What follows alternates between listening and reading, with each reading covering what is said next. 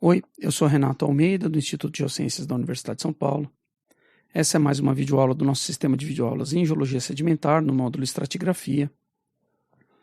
E você encontra um link para a playlist de estratigrafia relativa a sistemas deposicionais aqui no canto. E embaixo, na descrição, um link para um curso completo de Geologia Sedimentar, incluindo sedimentologia, estratigrafia, análise de bacias, como é dado para alunos da USP. A aula de hoje trata de costas dominadas por marés. Inicialmente, a gente vai entender os elementos morfológicos desse tipo de costa, o que são as planícies de marés, a classificação dos ambientes por batimetria e a influência da vegetação, o que são estuários e os padrões de sedimentação internos a esse ambiente, e como se dá a preservação de costas dominadas por marés no registro geológico.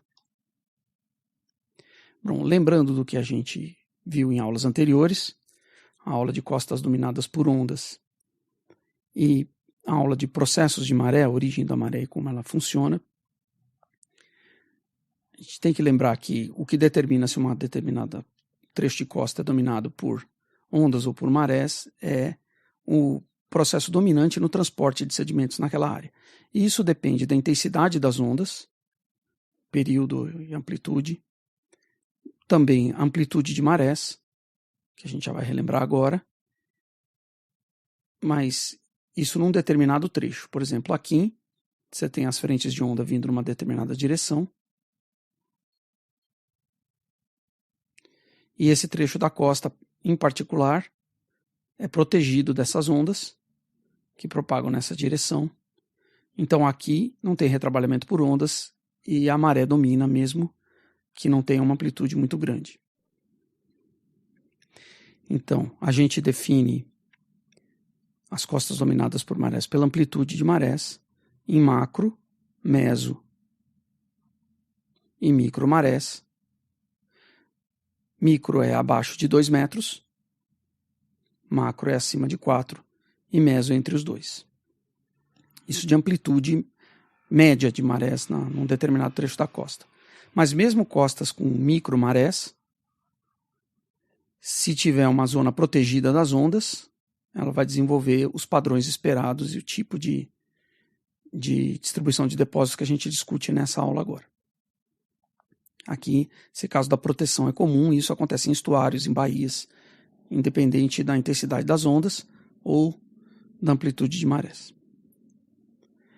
A classificação por batimetria, a gente reconhece uma região que sempre está abaixo da maré mínima, e a gente chama isso de inframaré, o ambiente deposicional de inframaré.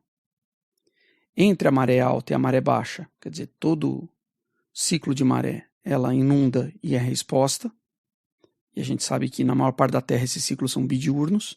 A gente tem uma zona que a gente chama de intermarés. E ela tem a característica de ser mais arenosa nessa parte mais baixa e mais lamosa aqui em cima, a gente já vai entender isso. E uma área que não é inundada por marés normais, só por marés extremas, né? Então, marés de lua cheia ou lua nova, quando a lua está muito próxima da Terra, e principalmente quando isso se relaciona com tempestades com vento soprando para a costa, essa zona aqui pode ser inundada. Então, supramaré é aquela área que só é inundada em eventos raros. Esse conjunto aqui de ambientes é que define como vai se dar a estratigrafia e a distribuição das frações granulométricas aqui nesse contexto. Então, vamos entender como isso acontece, lembrando que a maré opera como se fosse uma onda, que quando chega, que anda embaixo da Lua, quer dizer, ela tem um comprimento muito grande, né? E quando ela chega perto da costa, ela ganha altura, e por efeitos de ressonância pode ganhar mais ou menos. As zonas de macromaré é onde o efeito da ressonância daquela configuração de costa é construtivo. Quando é destrutivo, a maré é minimizada. Então, numa determinada costa, você tem uma maré baixa que vai virar uma alta. E isso acontece com velocidades variáveis. Então, no pico da maré baixa, ela está parada, ela começa a subir devagar, e depois cada vez mais rápido, e depois devagar de novo, até que ela para na maré alta. O que acontece é que esse trecho aqui, que é na zona de intermarés mais baixa, fica mais tempo sob a água. E esse trecho aqui pega só o finzinho da subida. Então, esse volume de água que se desloca para lá, ele é claro que gera uma corrente. E é claro que essa corrente afeta toda essa região também. Então, quando está enchendo, você tem uma corrente de enchente que se dirige ao continente. E quando ela está descendo, uma corrente de vazante para o outro lado. A zona de intermarés vai ter todas essas correntes e vai sofrer sempre o efeito dessa etapa de maior velocidade, tanto da corrente que entra quanto da corrente que sai. Essa zona mais baixa vai necessariamente pegar essa etapa, essa zona pega parte dela, e essa zona aqui só pega as águas lentas que estão subindo devagar, param e retornam. Então, os depósitos de marés na zona costeira, nas plataformas mais profundas, eles têm outra característica. Temos uma videoaula também sobre plataformas clássicas que eu recomendo ver, que tem um pequeno trechinho que discute as barras de maré em águas mais profundas. Mas na zona costeira, a gente tem estagnações periódicas que vão fazer com que a carga de suspensão vire um depósito de lama no fundo, e tem períodos em que as estagnações estão aqui, né? Aqui e aqui. E tem períodos de correntes intensas, tanto enchendo quanto vazando. É claro que em regimes de macromaré essas correntes são mais fortes, em micromaré elas são mais fracas. Mas qual que é o resultado disso? O resultado é a característica fundamental dessas costas dominadas por marés, que é essa zona de águas mais profundas ser mais arenosa. Porque aqui você tem a frequência, constância de eventos bidiurnos ou diurnos, se for alta latitude, de correntes rápidas que são capazes de transportar areia. Enquanto que aqui na água mais rasa, você só tem o finzinho do ciclo, em que a água está subindo devagarzinho, estagna e depois desce.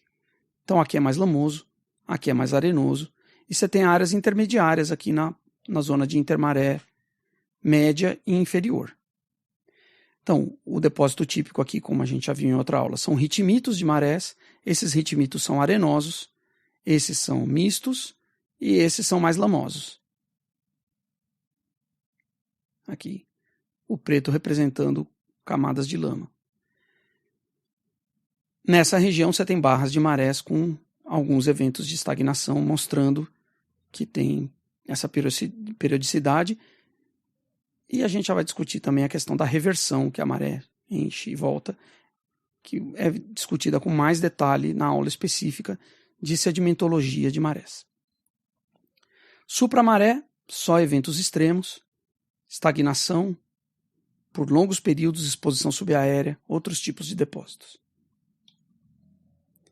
Vamos dar uma olhada em algumas imagens, então, e começar a ver esses elementos.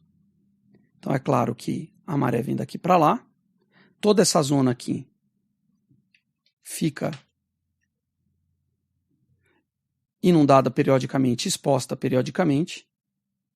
Isso aqui é basicamente o intermaré inferior.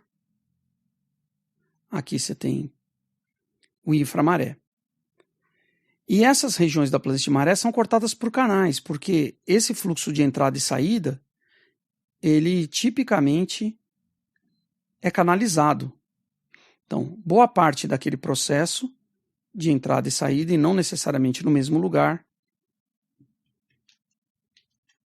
a água entra por um canal e depois volta pelo canal.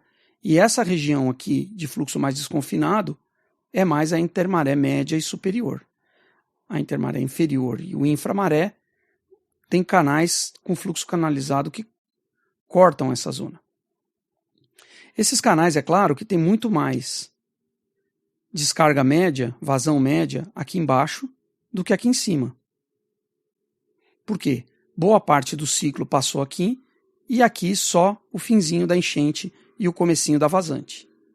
Então essa largura do canal está em equilíbrio com essa variação de descarga. Os canais de maré tipicamente alargam muito na parte mais baixa e são bem mais estreitos na parte mais alta. Eles têm essa característica de afunilar. E geralmente são bastante sinuosos e com uma evolução que lembra rios meandrantes. E as planícies, tanto a planície mais arenosa quanto as mais lamosas aqui em cima, hoje em dia, dependendo da latitude, podem ser completamente desprovidas de vegetação, ter algumas gramíneas resistentes à variação de salinidade em climas temperados e em climas tropicais. Hoje em dia, florestas muito diversas, com raízes que aprisionam muito sedimento, que são as florestas de manguezais. Esse ecossistema ele começou a surgir com as primeiras plantas capazes de resistir à salinidade, a variações de salinidade, não é nem a salinidade extrema, é a variação que é o problema, no Cretáceo. Então, por volta de 120 milhões de anos atrás, teve início o desenvolvimento desse tipo de vegetação. E ela foi virando um ecossistema mais complexo e variado ao longo do tempo. Tem uma biodiversidade de plantas muito grande lá no sudeste da Ásia, menor em outros lugares, mas domina os trópicos. Isso interfere muito na sedimentação. Então, as regiões de intermaré superior e até um pouco da média têm uma floresta em ambientes tropicais. Hoje em dia, no Cenozoico, isso é bem marcante. E isso interfere muito na sedimentação, isso aprisiona muita lama, né? E desenvolve também, e tem muita matéria orgânica e acaba virando um ambiente redutor, né? Em outras regiões de latitudes mais altas, tem um pouco de gramínea ou talvez nada. Então a dinâmica do aprisionamento de sedimento aí é bem diferente. É claro que no tempo geológico mais antigo, quer dizer, os últimos 120 milhões de anos não são tanto assim, se você pensar na idade da Terra, em depósitos mais velhos do que o Cretáceo, não existiam esses manguezais. Tem alguns outros tipos de vegetação adaptados à variação de salinidade mais disparsa, não desenvolve floresta. No Fanerozoico e no Pré-Cambriano é claro que não tem nada, né? Não tem vegetação nenhuma nas nossas planícies. Então isso aqui é o litoral norte do Brasil, vemos o mesmo tipo de canais de maré afunilando, as zonas de inframaré dentro dos canais e aqui fora, intermaré inferior, mais arenosa, na maior parte dos canais de marés, e a zona de intermaré mais superior, completamente vegetada por uma floresta. Aqui um exemplo já na costa noroeste dos Estados Unidos, em que a gente tem um ambiente com canais de marés, e um elemento importante disso, que é como acontece a deposição de areias na intermaré inferior e na inframaré. Aqui na intermaré inferior você vê nessa imagem a exposição de sistemas de barras de marés.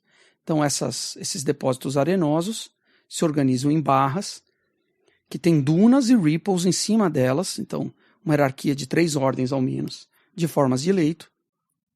E esse é o depósito típico desse ambiente de intermaré inferior em canais e de inframaré.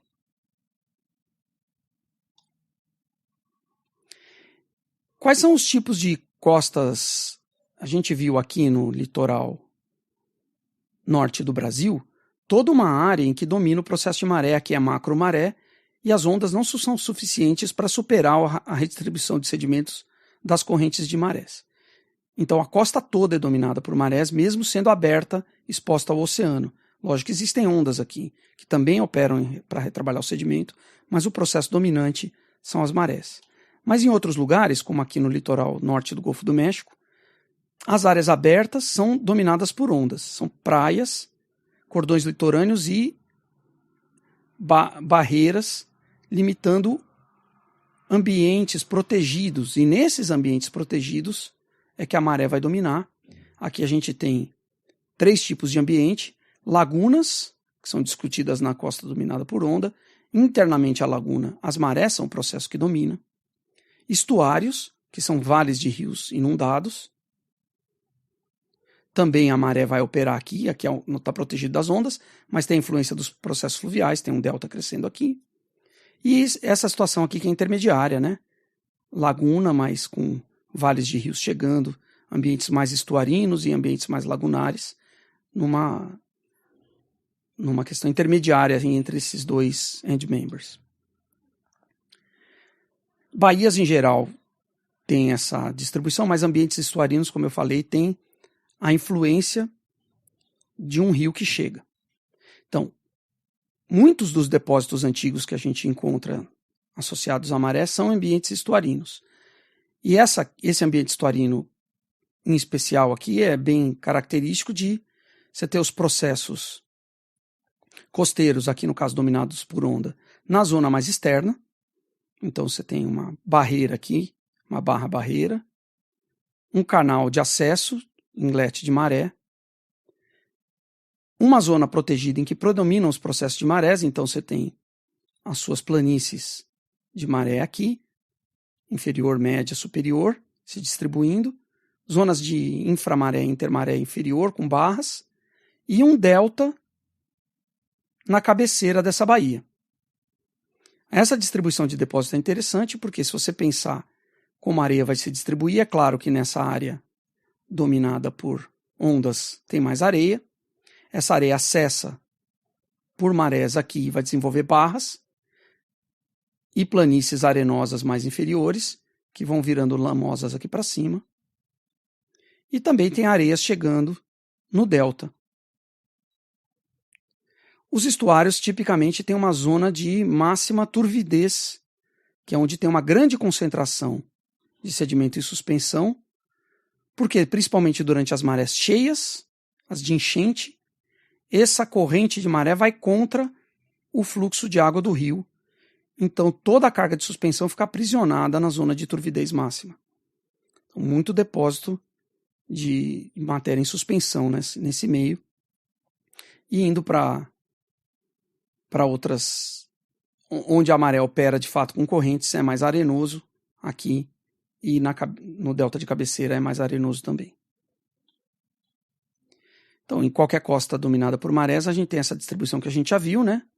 De inframaré, intermaré, supramaré, e só fazendo um resumo, o inframaré e o intermaré inferior geralmente se relacionam aos canais de marés, que são, a geometria deles afunila bastante aqui para cima, porque tem muito mais vazão aqui embaixo do que lá em cima.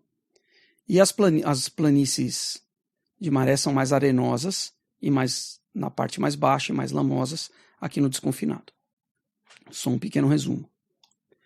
O que é a preservação esperada disso no registro?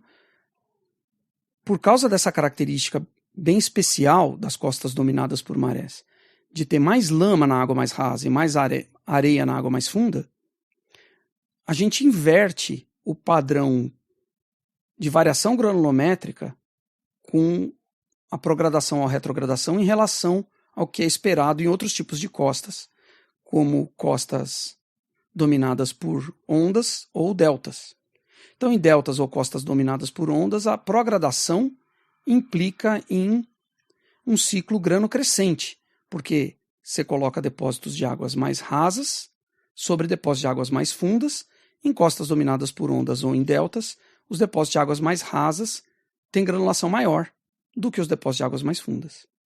Em costas dominadas por ondas, isso inverte. Então, um ciclo grano-decrescente que mostra raseamento para o topo, então saindo das barras de inframaré, indo para os retímitos lamosos da intermaré superior, você está tendo depósitos de águas cada vez mais rasas, por uma progradação, então esse avanço gradual da posição dessa costa. A costa já foi aqui, depois foi aqui, depois foi aqui, e ela faz os depósitos de água mais rasa avançarem sobre os de água mais funda, mas aqui é grano decrescente, porque a água mais rasa é mais lamosa e a água mais funda é mais arenosa. Isso é um elemento importante da preservação e da estratigrafia desses depósitos, e também a variação espacial, como a gente viu, né? Esse tipo de distribuição e a distribuição esperada dentro de estuários são os elementos que a gente tem que considerar para interpretar, a partir do registro sedimentar, o que aconteceu, né? Como foi a relação entre espaço e aporte, como esses sistemas evoluíram no tempo, e o que se espera, tendo dados pontuais, né? O que de poços ou em subsuperfície, como você espera a distribuição, a correlação entre eles no espaço, que é o princípio fundamental da aplicação da estratigrafia. Outra coisa importante de notar é a escala desses elementos. Isso você pode ver no Google, varia grandemente, assim como deltas variam de pequenos deltas dentro de pequenos lagos a sistemas do tamanho do delta do rio Níger. As planícies de marés também podem ser localizadas dentro de lagunas, em pequenos contextos, ou podem ser áreas amplas, gigantescas, como a costa norte do Brasil. Era isso que eu tinha para dizer na aula de hoje. Obrigado.